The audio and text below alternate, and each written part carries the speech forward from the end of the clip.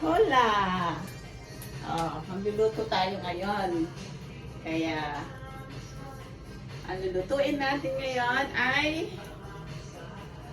shrimp in pumpkin. So, naka-prepare na lahat ang ating mga ingredients.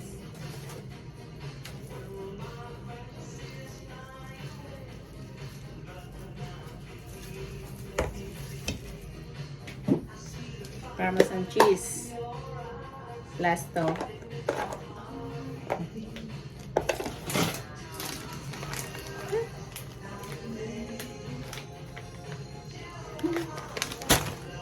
Pa.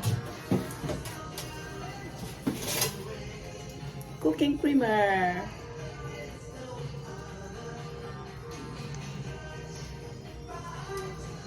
Ano pa? At saka lalagyan ko siya ng meron akong leftover na cream cheese. Ito na lang. Para maubos na rin. At lalagyan ko ng butter.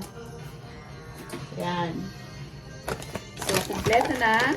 Mamaya, ipapakita ko sa inyo kung paano. Kung yung tapos na siya. So, at least mamaya i-ready ko.